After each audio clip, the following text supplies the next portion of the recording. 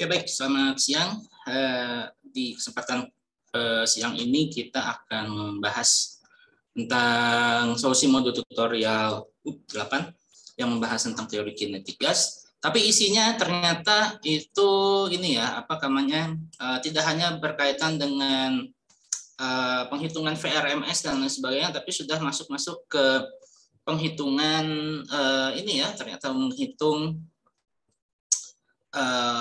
kalor energi dalam dan juga usaha, karena di buku Halide-Resnick itu materinya ternyata mengandung itu ya, ternyata materinya itu mengandung ini apa namanya, hal-hal yang berkaitan dengan itu tadi, pengantar dari itu tadi, apa namanya, definisi dari proses isobar, isoterm, adiabat, dan juga isovolume gitu ya. Jadinya tidak melulu hanya apa namanya, membahas tentang VRMS ini gitu. Nah, saya kira kalau rekan-rekan di sini tertarik dengan bagaimana apa namanya, statistika dari gas yang berada dalam satu wadah tertentu, sehingga muncul teori kinetik gas ini, bisa merunut, walaupun sebetulnya ini di slide kuliahnya juga ada gitu ya, walaupun, tapi mungkin di sini explanation-nya atau apa itu namanya, penjelasannya mungkin lebih apa ya, lebih deskriptif gitu ya, lebih detail ya, sehingga apa namanya, Anda bisa mengetahui dari narasi yang diberikan di buku teks ini, ataupun kalau misalnya membutuhkan referensi yang sekiranya apa ya, user friendly gitu, atau misalnya bisa dimengerti untuk yang awam, misalnya Anda juga bisa pakai Wikipedia, tapi jangan jadikan Wikipedia sebagai acuan ininya, sebagai acuan utamanya, karena tetap untuk mempelajari materi ini kita butuh apa itu namanya, sebuah buku pegangan ya, sebuah buku pegangan yang kita anggap isinya sudah tepat untuk menjelaskan fenomena fisis yang kita pelajari. Coba ingat, kinetic theory of gas, kinetic theory of gases ya. Nah, ini penjelasannya juga ada animasi yang relevan dan lain sebagainya. Kemudian apa ya, walaupun di sini juga ada perumusan juga sih sebetulnya, tapi setidaknya lebih ini apa namanya, setidaknya lebih apa ya, lebih enak, lebih enak untuk diikuti daripada misalnya menggunakan buku teks, walaupun sesungguhnya kita masih merujuk kepada buku teks sebagai ininya kita, sebagai buku pegangan kita. Dan di buku pegangan ini juga diperkenalkan beberapa terminologi seperti mean free wave. Ini apa namanya, tidak terlalu banyak dibahas di kuliah ya, karena bukan bagian dari SAP, tapi ini menjelaskan tentang seberapa jauh ya jarak ditempuh oleh suatu partikel yang dia itu bergerak dengan acak gitu ya. Nanti di teknik kimia itu ini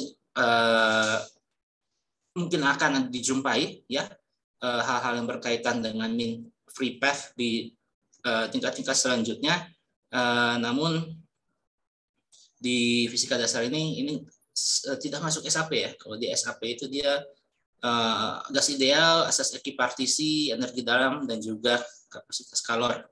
Sedangkan yang mean free path-nya ini nggak terlalu dibahas. Kemudian ya, distribusi dari molecular speed ini apa, menjelaskan tentang perilaku statistik yang tadi pagi sudah diterangkan ya, secara singkat, tapi ini penjelasan detailnya ini ada di sini. Walaupun sebetulnya ini masih kurang detail ya, karena ada lagi yang buku yang rujukannya lebih tinggi lagi tingkatannya, tapi untuk itu Anda harus belajar matematika teknik dulu untuk memahami persamaan fisika dan statistik ya, terutama statistik yang di tingkat 1 ini belum diajarkan ya. Jadi nanti di tingkat 2 Anda belajar statistika dan dihubungkan dengan matematika ininya ya, matematika apa ini namanya, kalkulusnya ya, sehingga nanti akan didapatkan persamaan distribusi yang related dengan ini. Kemudian mulai spesifik ya, ini menghitung CV dan lain sebagainya. Oke, soalan pertama ini cukup straightforward ya. Anda diberikan massa molar ya, diberikan massa molar ini M ya, M besar ya, kemudian diberi massa sesungguhnya yaitu 2,5 gram. Jadi berapa mol sampel emas tersebut tinggal dibagi saja ya, massa sampel yang 2,5 dibagi massa molar, nanti akan didapatkan molarnya itu adalah 0,0127 mol. Nah, kalau 0,0127 mol itu berapa banyak atom yang terlibat di situ? Ya tinggal dikalikan dengan bilangan Avogadro saja. Ya, seperti itu. Nah, tentu saja di sini dengan mengasumsikan bahwa massa yang kita tinjau ini ya berupa ini ya. Kalau di sini emas ini dia logam ya. Emas ini dia logam, sehingga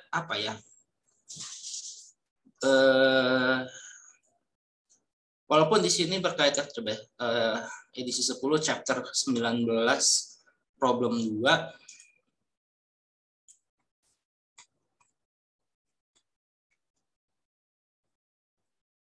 Mungkin di kimia lebih di kimia lebih lebih dijelaskan ya, lebih dijelaskan kapan sebuah zat tertentu itu bisa. Tapi kayaknya ini ya aturan stoikiometri. Saya dalam hal ini memang kurang begitu paham kimianya walaupun itu dasar dulu waktu di tingkat pertama seperti kalian, tapi ya itu tadi saya itu lupa kapan. Ini kan gold, ini kan logam ya, tapi diperlakukan seperti gas dan juga fluida pada umumnya sehingga bisa dicari ini. Tapi ini sebenarnya mungkin hanya untuk menginikan saja bahwa dari prinsip stoikiometri yang kita kenal dulu di kimia, menghitung massa molar, mol dan lain sebagainya, itu tidak perlu kita mempermasalahkan apakah dia itu logam, gas maupun larutan gitu ya. Sehingga di sini juga ini ya contohnya, ini arsenik itu, misalnya arsenik itu kan sejenis kimia ini ya, beracun ya, sejenis kimia beracun. Nah, ini disebutkan hitung berapa massa sesungguhnya dari sekian banyak atom arsenik ya yang memiliki massa molar sekian. Jadi ini nilai lebih kepada stoikiometri ya, lebih kepada stoikiometri yang sebetulnya lebih berkaitan dengan kimia. Jadi saya lupa apakah stoikiometri yang Avogadro ini bisa diterapkan untuk semua ya, untuk semua wujud, atau hanya terkait dengan gas, karena kita berbicara atau sedang mempelajari teori kinetik gas sehingga di pikiran saya persamaan mencari mol itu hanya untuk gas saja, tapi ternyata ini bisa digunakan untuk logam maupun larutan. Nah, kalau arsenik itu Anda kalau yang teknik kimia harusnya tahu, arsenik itu dia wujudnya itu gas atau fluid atau cairan, saya kurang tahu. Kalau gold setahu saya sih masih logam ya, walaupun dia itu ukurannya kecil seperti yang ada di dalam motherboard komputer kita dan di smartphone kita, tapi logam gitu ya, logam. Tapi ini sepertinya hanya diminta untuk ini menghitung mol, jumlah mol dan juga apa ini massa sesungguhnya dari ini menggunakan itu apa namanya prinsip stoichiometry. Ya sebetulnya itu kan ini hanya mengkonversi massa dari satu satuan ke satuan yang lain sesungguhnya ya. Jadi apa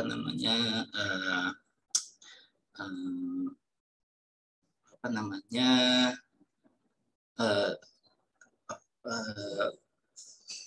agak berbeda dengan massa yang sudah kita pelajari sebelum-sebelumnya di itu di apa prinsip inersia, di momen inersia dan lain sebagainya. Tapi kita lanjutkan.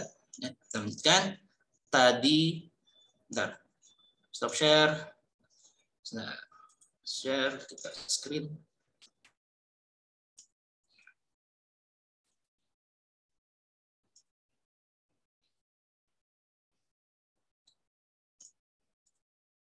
Oke, nomor 1 sudah ini untuk menghitung jumlah mol ya yang ini. Kemudian banyak atomnya juga seperti ini. Yang sekarang ke nomor 2. Nomor 2 sebuah gas ideal pada 10 derajat Celcius tekanan 100 kilopascal menempati ruang 2,5 meter kubik. Hitung berapa mol gas tersebut dan jika tekanan dinaikkan jadi 300 kPa ya kilopascal dan temperatur dinaikkan hingga 30 derajat Celcius berapa volume ruang di tempat 3 sekarang. Asumsikan tidak ada kebocoran dan asumsikan juga ini sebetulnya jumlah mol tidak juga berkurang. Oke, kita gunakan persamaan gas ideal PV-nRT, kita dapatkan dia 106,3 mol. Kemudian ketika keadaan awal berubah menjadi keadaan selanjutnya di mana ada variabel tekanan dan temperatur yang berubah, maka kita pakai ini ya, kita pakai ini ya dari ini kan apa namanya persamaan keadaan itu ini kan kenapa bisa ada PV per T P1 V1 per T1 sama dengan P2 V2 per T2 karena ada asumsi bahwa jumlah molekul yang terlibat selama proses dari keadaan 1 ke keadaan 2 itu tidak berubah gitu ya. Nah, kalau dia berubah ya bubar jalan gitu ya, nggak akan bisa dilakukan seperti ini. Nah, dengan demikian kita menggunakan persamaan yang tadi baru saja disebutkan sehingga karena ada 2 variabel yang berubah ya, ada 2 variabel yang berubah yaitu tekanan dan juga temperatur sehingga volumenya juga pasti berubah sehingga nanti di sini didapatkan volume barunya itu menjadi 0,8 dari 2,5 ya, dari 2,5 meter kubik menjadi 0,892 meter kubik. Jadi ini temperaturnya dinaikkan, terus tekanannya dinaikkan dari 100 ke 300, kemudian temperaturnya juga dinaikkan dari 10 derajat Celcius ke 30 derajat Celcius. Tapi si volumenya itu akhirnya menyusut gitu ya, volumenya jadi menyusut. Ya karena kan gas ditekan, ya kan tekanannya makin besar, ya terus dia dipanasin gitu, jadinya dia ya nyusut. Gitu. Nah, nomor 3, hitung jumlah mol dan jumlah molekul dari gas yang memiliki volume 1 cm3 pada tekanan 100 pascal dan temperatur 220 Kelvin. Oke, ini diasumsikan dia gas ideal, maka dia menjadi seperti ini. Kemudian nanti jumlah molekul yang terlibatnya hingga kita hitung ya jumlah mol dikalikan dengan bilangan Avogadro sehingga didapatkan sekian jumlah molekul. Nah, ini bisa dipastikan, ini bisa kita bayangin ini dalam 1 cm3 itu kecil kan ya, coba garis atau meteran. 1 cm itu kan segini, sekitar segini, panjang, lebar, tinggi. Dengan tekanan 100 pascal, volumenya segitu, temperaturnya 220, ini dingin, ini di bawah 0 ya. Di bawah 0, molekulnya itu sekian gitu ya. Molekulnya ada ini lebih dari jutaan ini kan. Ini pangkat, kalau jutaan itu kan pangkat 6. Ini pangkat 16 ya. Pangkat 16. Jadi ada sekian triliun molekul ya yang tertampung dalam wadah sekecil itu. Oke, nomor 4. Temperatur dan tekanan pada permukaan matahari adalah 2 kali 10 pangkat 6 Kelvin dan tekanannya adalah 0,03 Pascal. Hitung kelajuan RMS. Nah, ini menggambarkan di permukaan matahari ya, di ruang angkasa itu dia vakum ya. Artinya vakum itu sendiri kan bukan berarti dia tidak ada, bukan berarti tidak ada gas. Ada gas tapi tekanannya itu sangat rendah gitu kan. Yang disebut dengan vakum itu kan itu. Ya, jadi bukan karena kita manusia bisa hidup di bumi ini karena ini kan apa namanya, gas-gas yang membentuk atmosfer itu diikat sama gaya gravitasi ya, sehingga dia nggak kemana-mana gitu ya, Kemudian segala material bumi yang ada itu ternyata menyokong manusia dan makhluk hidup yang lainnya itu bisa hidup ya. Dan tekanan atmosfer kita ya itu, coba bayangkan aja kalau misalnya tekanannya kita misalnya sekarang tinggal di Jakarta, di Bandung, di Medan, di Bali, di mana tuh sebaran kalian kemarin itu, di Samarinda, di Makassar, Surabaya, itu walaupun elevasinya beda-beda ya, tapi tetap masih dalam kisaran 1,015 kali 10 pangkat 5 Pascal. Ya. Jadi masih dalam kisaran 1 atm plus minus gitu ya. Nah, bayangkan kalau misalnya kita itu berada di ruang hampa udara yang tekanannya itu sangat rendah. Nggak bisa hidup ya. Nggak bisa hidup. Makanya kenapa ada penelitian eksoplanet, kenapa ada orang yang mempelajari benda-benda langit di khususnya astronomi dan juga planetary science, itu untuk melihat apakah ada kemungkinan untuk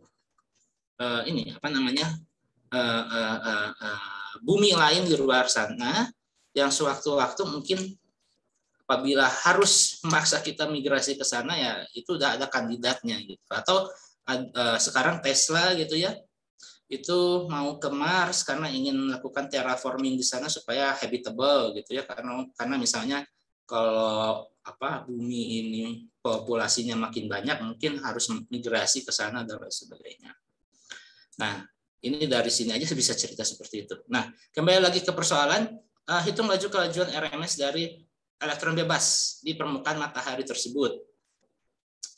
Nah, untuk ini maka diperlukan ini ya, kecepatan RMS itu akar dari 3 RT per M. Ini kalau menggunakan RT ya, kalau menggunakan konstanta gas R, maka pembaginya adalah massa molar. Tapi kalau menggunakan konstanta Boltzmann K, maka nanti pembagiannya dengan massa sesungguhnya dari partikel tersebut. Nah, makanya nanti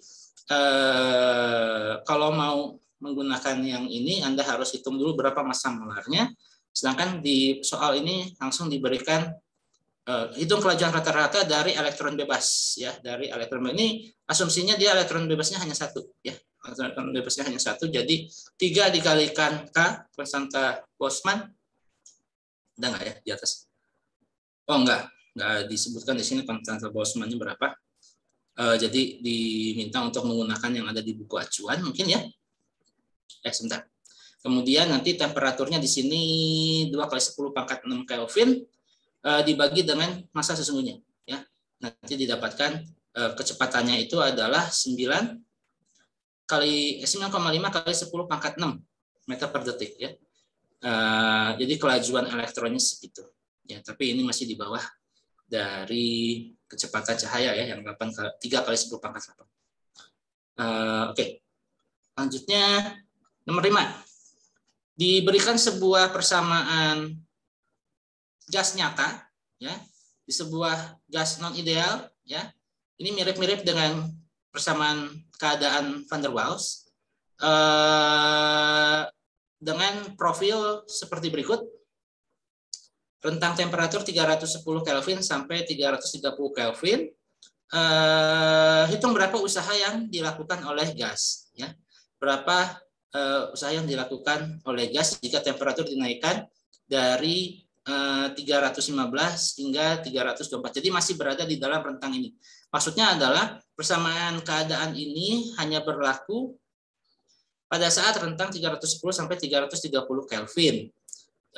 Jadi kalau di luar ini persamaan keadaan ini mungkin udah nggak berlaku seperti ini atau dimodifikasi ya, atau harus ada modifikasi, koreksi dan lain sebagainya. Nah, di teknik kimia dan juga di kimia MIPA itu nanti kan ada ya ininya, koreksinya.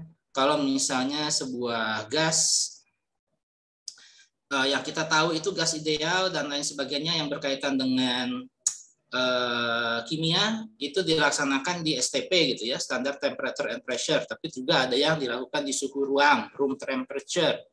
Tapi nanti kalau misalnya Anda melakukan mengubah energetika, artinya dipanasin gitu ya, artinya dipanaskan sampai dia itu mencapai ke titik sampai ke titik tertentu ya, misalnya 100 derajat Celcius, atau kalau 100 derajat Celcius itu kan identik dengan titik penguapan air gitu ya. Tapi kan kalau gas, dia udah gas gitu ya. Dia udah gas, temperaturnya 100 derajat Celcius atau misalnya dinaikkan lebih tinggi lagi. Nah, itu nanti mungkin persamaan keadaannya itu berubah lagi, bukan lagi menjadi gas nyata seperti yang ini gitu ya. Ada faktor koreksinya gitu yang lebih banyak. Nah, ini kalau langsung dihajar saja, ini kan Anda harus menghitung ini kan, hitung usaha yang dilakukan untuk ini. Kok ditutup sama ini? Blank. Kita ini aja blank. Kan kalau menghitung usaha adalah sama dengan integrasi dari F DR gitu ya. Nah, ini saya sudah jelaskan di kuliah. FDR dari mekanika ini ya, dari kinematika ini bisa berubah sekarang kalau untuk gas berubah menjadi PDV. Nah, kalau di itu ya, kalau di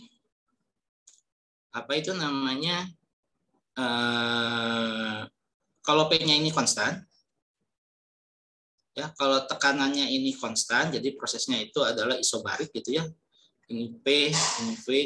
Jadi kalau prosesnya itu seperti ini, ya, dari sini ke sini, ini artinya saya bisa ini kan, berarti ini V1, ini V2. Maka ini adalah P dikalikan V2 min V1, gitu kan? Itu sama dengan P dikalikan delta dari V, gitu kan? Nah, ini tanpa kita harus mengetahui ini kan, padahal kita tahu bahwa PV sama dengan nRT gitu ya, tapi karena P-nya ini konstan ya, ini maksudnya nRT per V gini ya. Nah, karena P-nya ini konstan maka ini nggak usah diubah ya, tidak perlu menggunakan bagian yang ini untuk menghitung berapa usaha gitu ya. Jadi kalau P-nya ini konstan kita nggak perlu, karena kalau kalau ininya dimasukkan, kalau justru yang bagian ini yang dimasukkan, nRT dV per V ya, V1 V2, nah ini salah gitu ya, ini salah ya, ini salah. Ini justru lebih dipakainya ini kalau nggak salah untuk yang isoterm ya. Ini lebih dipakainya untuk proses isoterm karena T-nya yang konstan di sini. Jadi kalau untuk proses yang isobarik ya, ini langsung yang ini ya.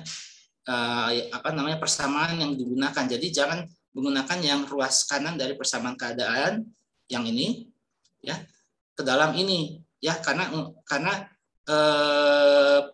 dalam soal yang kita lihat di sini itu keadaannya proses yang terjadi itu dalam kondisi isobarik gitu. Ini isobarik. Artinya nilai P-nya ini konstan gitu ya. Artinya nilai P-nya ini konstan. Jadi jangan langsung main hajar ini langsung dimaksud. Nah, begitu pula dengan yang ini, kalau misalnya kita punya persamaan ini jangan langsung PDV-nya itu Anda masukkan seperti tadi. Misalnya tadi kan adalah sama dengan A dikalikan T dibagikan V dikurangi B T kuadrat per V dV gitu. Jangan ya, jangan. Ini salah nanti ya. Karena ini sudah disebutkan bahwa tekanannya itu adalah konstan. Nah, oleh karena itu yang dilakukan di sini bukan untuk menyelesaikan integral ini, tapi ya sudah ini hanya aritmatika biasa saja sebetulnya. Jadi jadi dari persamaan keadaan ini ya, dari persamaan keadaan ini kan Anda bisa ini modif ya. Bisa modif ini sebetulnya kan gini. P sama dengan A T per V, V dikurangi B T kuadrat dibagi V bagi V kan. Dan ini kan sama aja dengan PV sama dengan AT dikurangi B T kuadrat kan. Nah, kemudian V adalah sama dengan AT min B T kuadrat dibagi P. Nah, makanya kalau ada sekarang prosesnya itu adalah dari keadaan 1 ke 2, ya, misalnya dari sini, dari A ke B, gitu ya, dari A ke B, gitu ya, ke sini, artinya kan apa itu namanya, kita nanti menghitung apa P ini ya, yang ini P1 V atau PA VA dibagi TA adalah sama dengan PB VB dibagi TB gitu kan. Nah, artinya ada variabel yang nanti berubah. Nah, makanya di sini sudah disebutkan bahwa di soal itu Di soal itu temperatur akhirnya 324 Kelvin ya. 324 Kelvin dan ininya apa itu namanya temperatur awalnya 315 Kelvin. Nah, oleh karena itu oh ya, ini A, B ya. Ini A dan B ini adalah konstanta yang ada di sini. Nanti ininya seperti ini. Apa namanya? Sebentar. Ya, kita tinggal mensubstitusi saja. Tinggal mensubstitusi saja. V2 itu persamaannya seperti ini. Ya, seperti ini. V1 adalah seperti ini. Oh ya, dengan catatan P-nya ini konstan. Ya, P-nya ini konstan. Jadi P1 dengan P2 itu sama. Ya, P1 dengan P2 ini sama. Makanya nanti ini di sini lebih tepatnya kalau isobarik itu adalah VA dibagi TA adalah sama dengan PB dibagi TB. Ya, tapi ini gas ideal. Sorry, ini gas ideal. Ini saya malah bikin bingung. Ini harusnya nggak ada. Tapi maksud saya adalah karena kita mengubah keadaan dari 310 Kelvin ke 300 berapa Kelvin tadi? Dari 315 Kelvin ke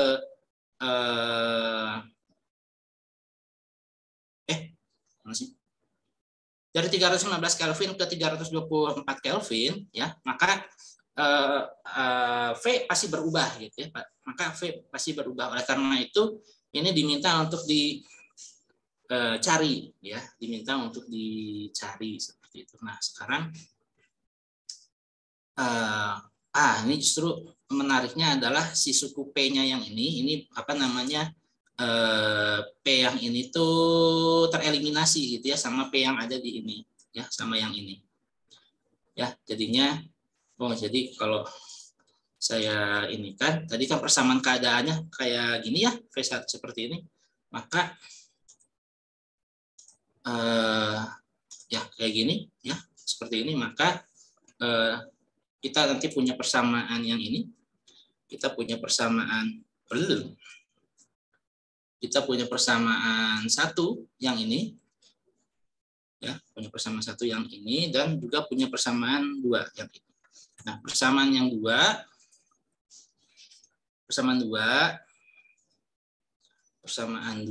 ini menjadi V1 sama dengan apa tadi? A T min B kayak gini. BT kuadrat per P ini 1 ya. Kemudian ada V2 adalah sama dengan A T2 min B T2 kuadrat dibagi P. Nah, jadi ini adalah persamaan 3 ya, persamaan 3. Nah, gabungkan persamaan 1 dan persamaan 3, nanti kita dapatkan usaha adalah sama dengan P V2 kurang V1 adalah sama dengan P kurung kurung buka ya. Ini V2, yang V2 yang ini tuh A T2 min B T2 kuadrat dibagi P dikurangi ya. Dikurangi A T1 dikurangi B T1 kuadrat per P. Tutup. Nah, ini karena ada variabel ini, saya yang coret, maka usaha adalah sama dengan A T2 dikurangi A T1 dikurangi B T2 kuadrat ditambah B T1 kuadrat. Ya udah. Ini bisa dicari kan? A-nya itu tadi kan si konstanta itu yang ada di depan. Ya, yang ada di depan dari persamaan gas nyata ini. 24,9 sama 0,0662 ya. Mana? 2. Ini adalah 24,9, B-nya itu adalah sama dengan 0,0062 ya. Benar ya? Ya udah. Berarti kan tinggal gini aja. Ini A T2 kurang T1 ya, dikurangi B dalam kurung T2 kuadrat min T1 kuadrat. Ya udah. T2 tadi berapa? T2 324 Kelvin, T1 adalah 315 Kelvin. Udah. Ini tinggal cari aja.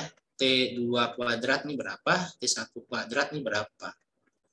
Nah, masukin ke sini, nanti dapat usahanya berapa, Jo. Oke, sampai sini ada pertanyaan dulu?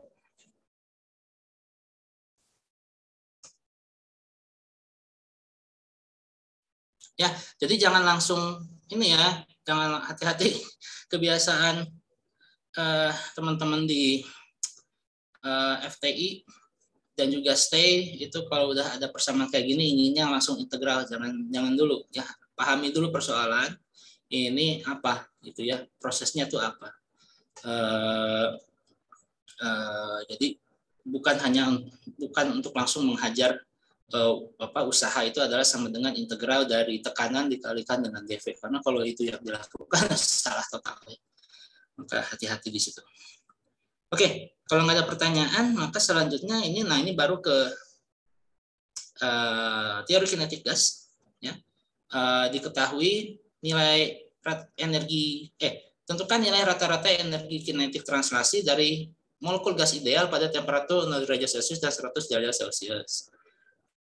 Molekul gas ideal pada ini berarti hanya energi kinetik translasi saja, berarti Vx, Py, Vz. Berarti ada 3 buah ya, energi yang terlibat di situ. Makanya di sini K average energi kinetik average-nya adalah 3/2 kT. Nah, ini dari sini ya. Tadi pagi baru aja kita bahas di teori kinetik gas. Hubungan antara energi kinetik dengan temperatur ya, energi kinetik dengan temperatur adalah ini 3/2 kT untuk ini ya, untuk modus 3 buah gerak translasi ya, untuk modus 3 buah gerak translasi. Nah, sekarang diminta untuk dihitung ya, diminta untuk dihitung berapa sih energi kinetiknya untuk 0 derajat Celcius dan 100 derajat Celcius. Ya udah, konversi dulu ke Kelvin. 373 sama 273 Kelvin ya, nanti ini ya energi kinetiknya kita dapat ya. Kenapa ke Wikipedia? Sini ya.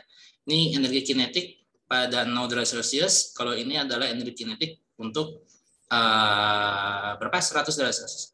Nah, yang selanjutnya adalah berapa nilai rata-rata energi kinetik translasi per mol. Ya. Berapa energi rata-rata energi kinetik translasi per mol pada ini yang sama seperti di atas, seperti sebelumnya. Udah, sekarang kalau tadi rata-rata, maka sekarang kita hitung dia dengan sejumlah bilangan Avogadro, ya, dengan sejumlah bilangan Avogadro. Jadi ini adalah K average, ini adalah ini ya, apa namanya, rata-rata energi kinetik yang dimiliki oleh satu buah molekul. Ya, untuk satu buah molekul ada sekian. Kecil sekali ya, kecil sekali. Ini 10 pangkat minus 21 joule ini ya kecil gitu ya, min 21 gitu ya. Nah, baru dia apa namanya, kalau sudah terkumpul sejumlah gas, sejumlah bilangan Avogadro, dia menjadi seperti ini. Ini untuk yang 0 derajat Celcius, ini untuk yang 100 derajat Celcius. Oke, nomor 7 diberikan sebuah diagram PV dengan grafik seperti ini, ya. Dengan siklus seperti ini, diketahui AB isoterm, BC itu adiabat, CD isobarik, DE isoterm, ya, tapi berbeda temperatur tentu saja, dan EA itu adiabat. Ya, kalau nggak salah seperti itu. Coba kita lihat, AB isotermal, BC adiabat, ya. Kemudian CD itu isobarik, DE isotermal, dan EA itu adiabat. Nah, ini hitung berapa besar perubahan energi dalam gas pada proses CD. Nah, ini berarti ada konsep yang digunakan bahwa untuk satu siklus tertutup seperti ini, proses A, B, C, D, E, A, energi dalam total sama dengan 0. Ya, untuk proses siklus ini, ya, untuk dengan ya kita anggap ini ideal, gitu ya. Jadi nggak ada gesekan, nggak ada ya macam-macam gitu ya. Itu nanti akan menghasilkan energi dalam totalnya adalah 0. Nah, tapi kita lihat tadi disebutkan AB isoterm, BC adiabat, CD isobarik, DE isoterm, dan EA adiabat, ya. Nah, ya udah, kalau demikian kita himpun dulu konsep-konsep yang sudah kita ketahui. Kalau isotermal, maka delta T sama dengan 0, ya. Nah, kalau delta T sama dengan 0, U energi dalam sama dengan, kadang-kadang ditulis sebagai energi int seperti ini, U atau energi dalam, U atau E int ya sebagai ini wujud variabelnya. Ini adalah sama dengan integrasi dari kapasitas panas dalam volume tetap dikalikan dengan DT. Ya, DT ini berarti melibatkan perubahan temperatur, ya, melibatkan perubahan temperatur, makanya nggak bisa, ya, makanya ini total. Kalau isotermal U sama dengan 0, ya, energi kalau isotermal U sama dengan 0. Kemudian adiabatik sudah kita ketahui bahwa usahanya adalah sama dengan minus dari energi dalam, ya, usahanya adalah sama dengan minus energi dalam. Jadi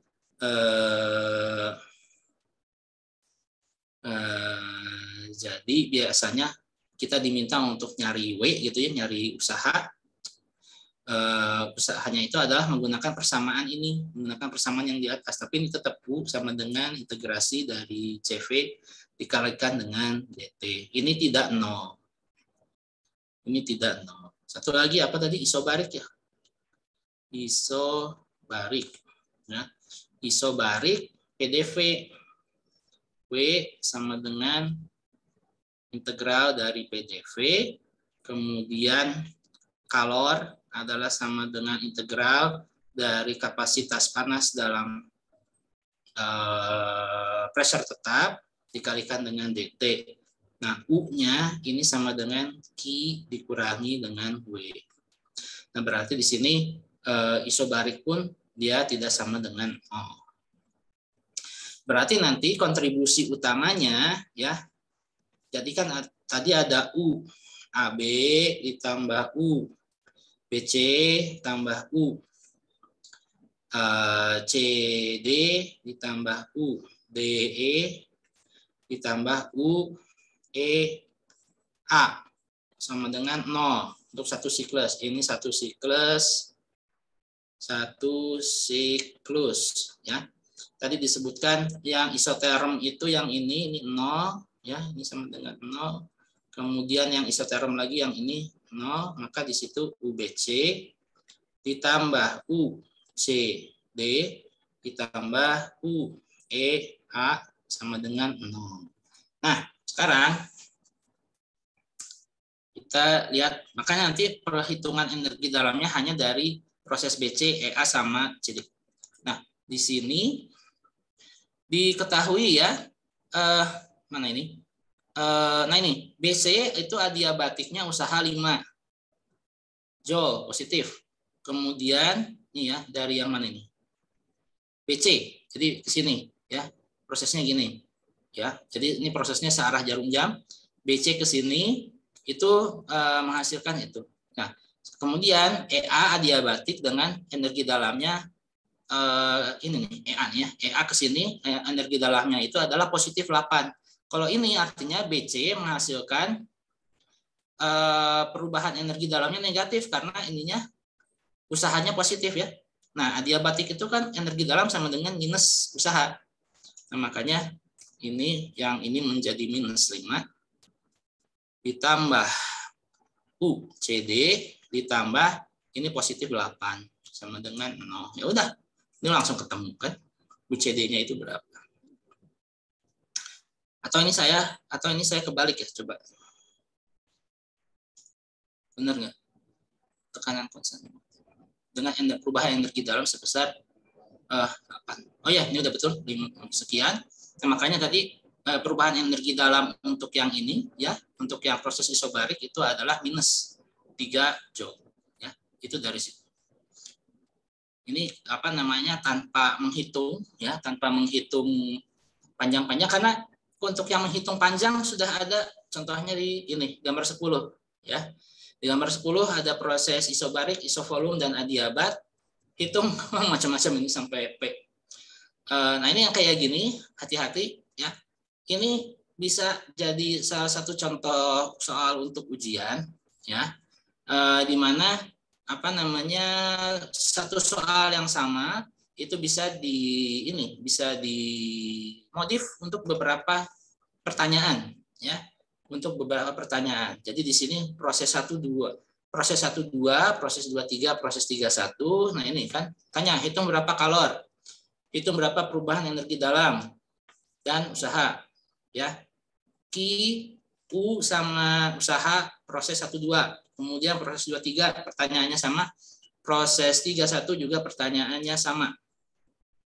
Baru kemudian untuk apa ini, satu siklus hitung berapa kalor yang masuk dan kalor yang keluar. Berapa kalor ya? Berapa kalor ya? Berapa kalor untuk satu siklus? Jadi Anda harus hitung berapa kalor masuk dikurangi kalor keluar.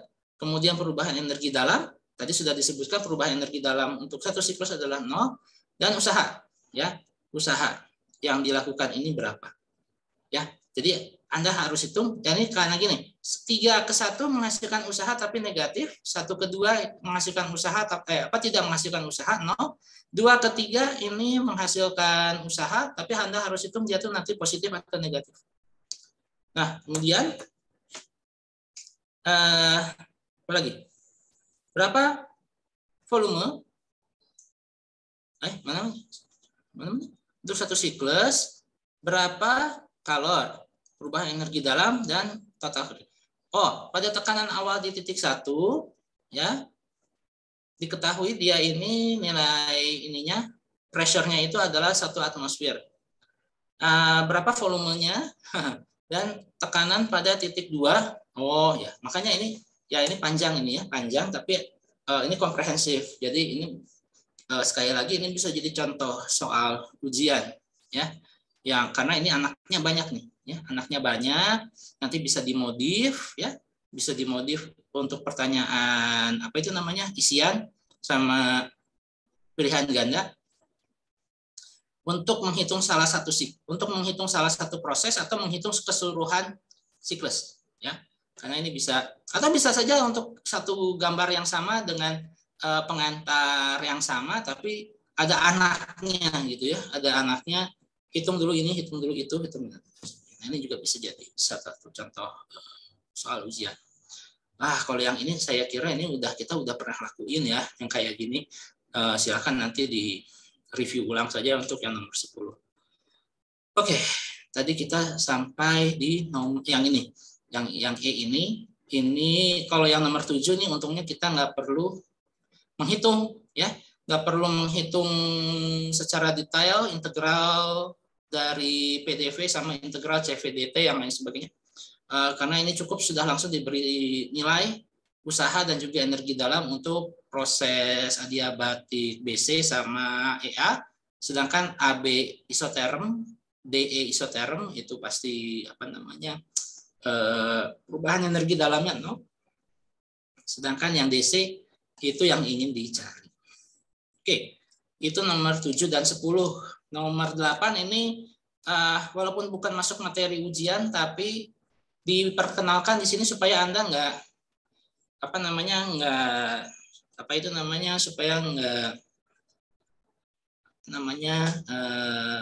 nggak hanya mempelajari itu saja gitu ya.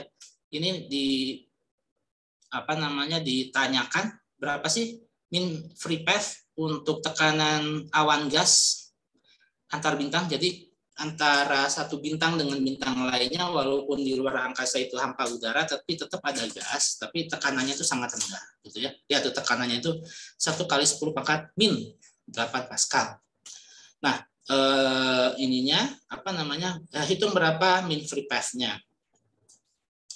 Nah, di sini dengan mengasumsikan gas di ruang angkasa bersifat sebagai gas ideal, maka kita hitung berapa N per V, karena nanti N per V itu nanti dibutuhkan untuk menghitung mean free path. Jalan bebas rata-rata atau mean free path dihitung melalui perkalian konstanta Boltzmann dikalikan temperatur. Lihat itu temperaturnya aja sampai 50 Kelvin ya. 50 Kelvin itu minus 50 Kelvin itu berarti minus berapa Celsius ya? Itu dingin banget itu, ya, dingin banget. Dan kalau nggak salah kriogenik itu, nanti Anda teknik fisika mempelajari perilaku dari benda-benda yang dibuat mendekati 0 Kelvin ya, kriogenik, karena berfungsi untuk itu pengawetan, untuk kriogenik. Coba ya, ini kalau mencari ini sih ini ya, kalau menghitung seperti ini sih mudah-mudah saja, tapi saya pengen kalian juga punya pengetahuan yang lebih luas, karena ya fisika SMA dan SMP itu memang kadang-kadang terlalu letterlock ya. Letterlock itu maksudnya terlalu nggak membuat pikiran Anda itu bisa memikirkan hal-hal yang inovatif dan lain sebagainya ya, yang berbasis sains gitu ya. Nah, kalau misalnya kriogenik ya, kriogenik ini sekarang orang lakukan ini untuk banyak hal ya, studi mengenai suhu rendah ya. Cryogenic is the production of behavior of material at very low temperatures. Nah, di low temperatures yang sekarang orang kejar itu adalah ini kan, baterai kita itu kan ini bekerja pada suhu ruangan ya. bekerja pada suhu ruangan. Sedangkan kalau untuk di cryogenik, kalau kita bisa membuat, jadi gini, komputer, gadget dan lain sebagainya itu kan sering kali dia lost power karena panas, ya kan? Baterai HP kita kalau dipakai terus-terusan kan jadi panas, ya, komputer dan lain sebagainya. Nah, itu kan artinya efisiensinya kan rendah, ya. Efisiensinya rendah dari energi yang diterima oleh alat gitu ya, untuk hidup gitu ya. Misalnya HP kita nih menerima kalor atau energi dari baterai itu sekian persen bisa kita gunakan untuk browsing, TikTok dan lain sebagainya, tapi sekian persennya itu banyak terbuang jadi panas. Nah, dengan cryogenik itu dibuat sedemikian rupa sehingga si panasnya itu minimal gitu. Menjadi minimal sehingga seluruh daya yang ada di sini, seluruh daya yang dimiliki oleh baterai dipakai semuanya untuk ini, semua untuk proses gitu ya, untuk proses kita menggunakan gadget ini, entah itu sambil Anda nonton video kuliah ini, atau Anda mengerjakan programming apa dan lain sebagainya, sehingga tidak ada loss of power gitu, tidak ada loss of daya akibat panas gitu ya, akibat panas yang terjadi. Nah, cryogenik itu sekarang digunakan untuk meningkatkan kinerja performa dari mesin tertentu. Kemudian yaitu untuk preservasi, ya, untuk pengawetan dan lain sebagainya. Nah, ini menarik ya, ini menarik, dan ini mungkin nggak ada di mana itu di buku-buku SMA, buku fisika SMA maupun SMP ini nggak ada. Nah, yang lebih ini lagi, coba kalau kita ke Wikipedia. Bisa hanya nunjukin aja ya, karena kalau dinyalain seperti biasa itu nanti ada infringement, copyright infringement. Coba nanti kita cryogenik ya, TED physics atau cryogenik.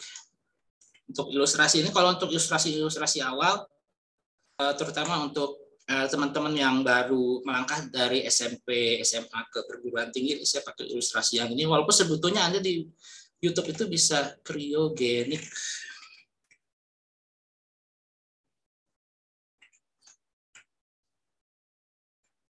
Ya. Sebetulnya bisa mengeksplor lebih jauh ya, tentang hal-hal yang sekarang teknologi itu bagaimana gitu ya, perkembangannya itu sudah sampai mana. Nah, ini bisa lihat bahwa untuk studi temperatur yang sangat-sangat rendah, ini cryonics. Cryonics itu konsep cryonics, the importance of human being. Tapi ini kayaknya cryonicsnya beda kali ya. Cryogenik. Coba, saya nulisnya benar nggak ya? Cryogenics ya. Cryogenics. Ya kan, jadi kalau misal, apa itu namanya? Kalau di temperatur yang sangat rendah itu kan berarti dia partikel gas juga kan ini ya, apa itu namanya, partikel gas itu energi kinetiknya juga rendah gitu ya, energi kinetiknya juga rendah, sehingga dia ini apa namanya, ini oke, cryonics sama cryogenis ini apa ini apa namanya, dalam satu aplikasi yang sama. Nah, Anda bisa lihat di sini gitu loh, sekarang cryogenis itu dipakai untuk apa? Nah, ini katanya untuk preservasi bahan-bahan organik sehingga katanya bisa bisa mengakali kematian gitu ya, mengakali cheat death gitu. Atau ini misalnya how to take the perfect nap gitu. Jadi tidur yang sempurna itu gimana gitu. Tidur yang sempurna nanti cryogenik gitu ya, kayak di film fiksi ilmiah, kita dibekukan gitu ya, tapi tetap hidup gitu. Nah, itu gimana saya kurang tahu, tapi ya itu teknologi berupaya juga ke sana supaya kita bisa itu mengawetkan bahan-bahan organik gitu ya, untuk kebutuhan masa depan dan lain sebagainya.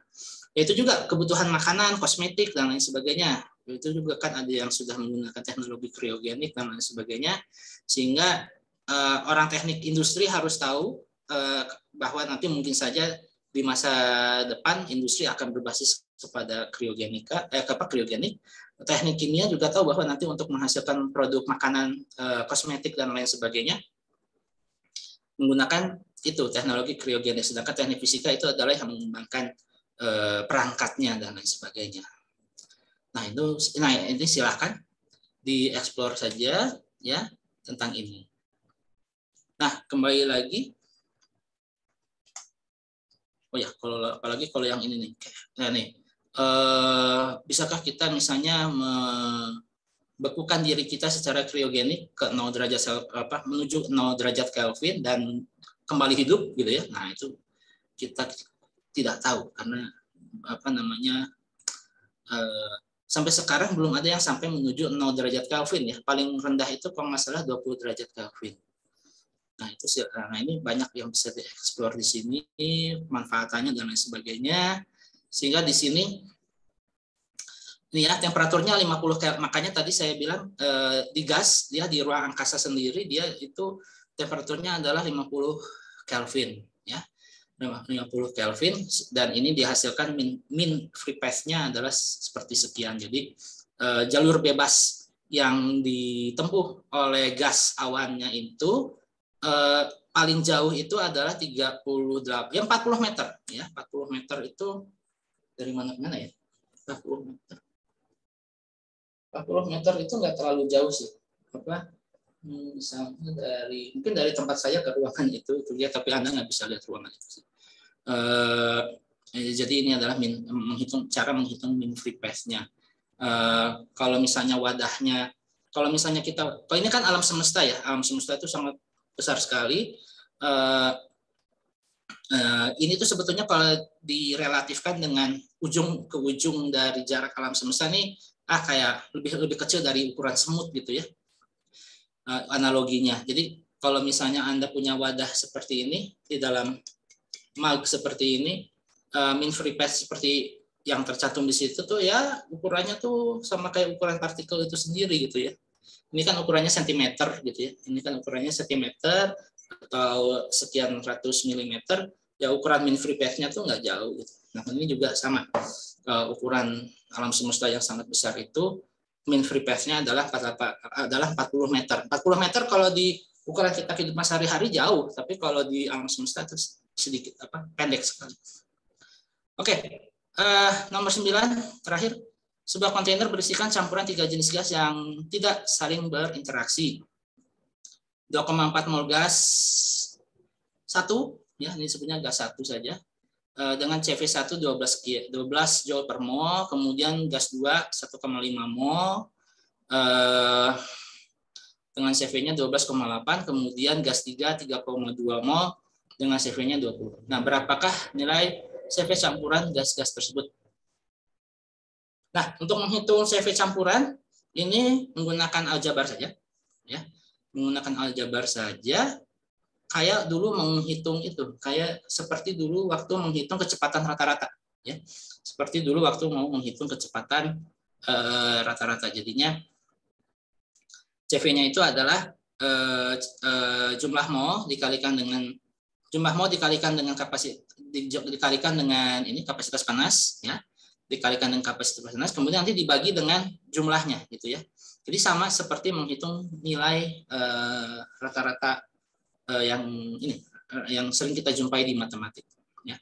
Ini caranya seperti ini. Kemudian nanti ya didapat berapa nilai campurannya. Nah, ini ada asumsi bahwa 3 gas tidak saling berinteraksi, ya. Jadi nitrogen, jadi kalau misalnya kalau misalnya gas 1, 2, 3 ini adalah nitrogen dengan oksigen, maka tidak ada interaksi antara hidrogen dengan oksigen, oksigen dengan nitrogen, dan nitrogen dengan hidrogen. Nah, apakah di alam itu ada interaksi antara keduanya? Bisa jadi ya. Anda di teknik kimia yang udah belajar, ya bagi Anda yang senang kimia harusnya tahu ya kalau H2 bercampur dengan N2 itu nanti ada campuran atau enggak gitu ya, ada campuran menghasilkan gas yang baru atau enggak. Atau misalnya apa ya? Saya karena kimia bukan bidang saya juga nggak begitu pengetahuannya nggak begitu luas. Ya mungkin saya harus baca Wikipedia lebih banyak, tapi ya ada hal lain yang harus diurus. Nah mungkin Anda nanti di teknik kimia juga bisa memikirkan kalau misalnya gas, oksigen, hidrogen dan nitrogen itu di bumi itu apakah ini saling berinteraksi atau enggak gitu ya, saling berinteraksi atau enggak sehingga membentuk senyawa yang lain gitu ya, atau membentuk molekul kompleks yang lebih kompleks. Karena kalau begitu maka si ini nggak bisa dilakukan seperti ini ya. Kalau ini menghitung CV secara langsung seperti ini dengan asumsi itu tadi tidak saling berinteraksi. Kalau dia berinteraksi maka ya ada faktor tambahan ya. Jadi yang ini harus ada proporsinya juga. Yang masih saling independen berapa persen, kemudian yang sudah bercampur itu berapa persen gitu ya. Campurannya juga nanti ini kan kalau ini gasnya ada 3 maka campuran 1,3 1,2 gitu ya. Kemudian 2,3 berarti ada 3 buah komponen tambahan yang yang harus diperhitungkan dari pencampuran tersebut misalnya itu makanya agak lebih sulit. Oke, saya kira itu kalau modul 8, karena yang nomor 10 ini tinggal di follow up aja karena kita udah pernah melakukan ini sebetulnya waktu di kuliah ya. Saya sudah pernah jelaskan sebelum menghitung usaha, energi dalam dan juga kalor, lihat dulu hitung dulu keadaan di masing-masing titik. Di 1, di 2, di 3 itu P1, V1, T1 cari dulu. Begitu pula di 2 ya, T pressure, temperature dan volume. Begitu pula di keadaan 3. Dan perhatikan prosesnya. 1,3 atau 3,1 ini isobarik. Maka tidak ada yang 0. 1,2 adalah isobarik, usahanya 0.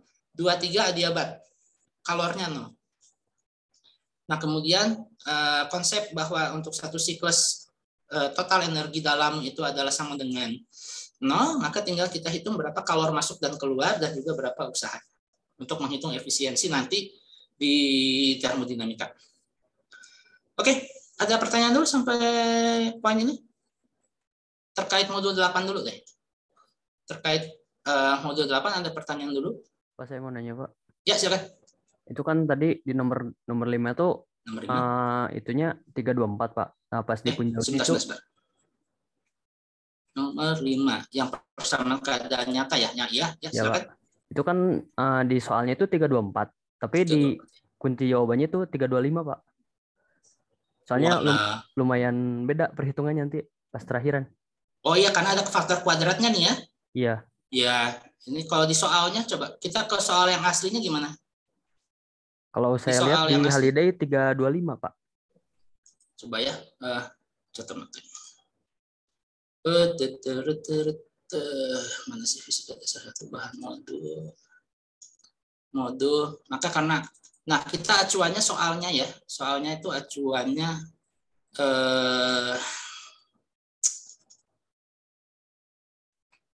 jadi kalau misalnya dia pakainya 324 ya solusinya salah. Tapi kalau ini 325 maka 325 itu. Oh, kan 324, tapi di solusi 325 ya. Ya, nanti bisa saya bisa saya sampaikan nanti ke Kak Dharma untuk supaya dihitung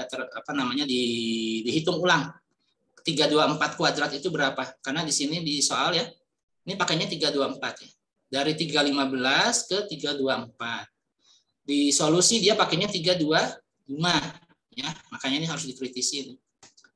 Ya, makanya ini harus dikritisi. Ya, ini kalau dia pakai 324 nilai akhir usahanya berapa? Sekitar 186 kalau nggak salah, Pak. 186. Oh iya. Ya, berarti nanti itu yang dipakai. Ya.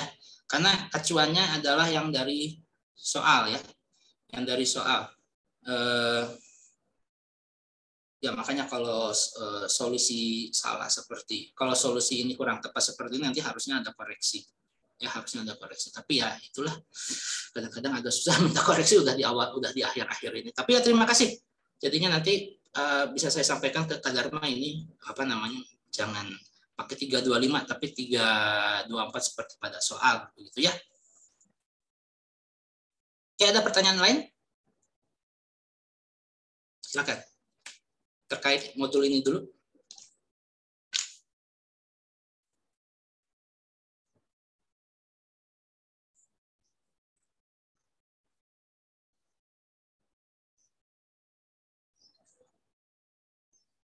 Oh ya, ini yang catatan dari saya kalau untuk menghitung berapa perubahan adiabat, hati-hati kita punya itu ya. Oh, ini disebutkan gas ideal monoatomik, Anda harus tahu itu ya. Persamaan keadaan untuk proses monoatomik itu adalah P dikalikan V pangkat gamma sama dengan konstan. Jadi bukan PVNRT ya. Itu hati-hati di situ. Di mana gamanya itu sendiri adalah tetapan itu ya, tetapan gas konstanta yang itu membandingkan atau rasio dari Cp kapasitas panas dalam tekanan tetap dibagi CV-nya ya untuk kapasitas panas dalam volume tetap. Ya, makanya dia untuk yang ini yang proses yang adiabat itu ada pangkat-pangkat gamanya itu. Ya, nih seperti ini. Ya, silakan. Ada pertanyaan lain untuk modul 8? Oke, kalau tidak ada, silakan. Kalau ada pertanyaan yang lebih umum,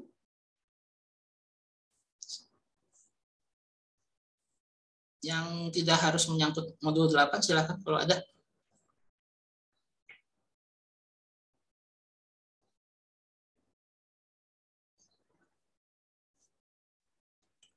Oke, kalau nggak ada, maka kita tuntas saja untuk pertemuan kita pada minggu ini. Pekan depan hari Senin, insya Allah kita akan membahas modul tutorial terakhir yang 9. Kemudian pekan depan Anda mempresentasikan mempresentasikan hasil pekerjaan RBL, sedangkan yang itu yang sesi siang ya kalau nggak salah, kesepakatannya waktu yang sesi siang itu digunakan untuk presentasi yang ya berarti jam-jam segini gitu ya. Sedangkan yang paginya kalau nggak salah minta libur gitu ya, minta libur atau review sih lupa saya, review udah tadi pagi, mau review lagi ada atau enggak? Kalau misalnya minggu depan hari Rabu pagi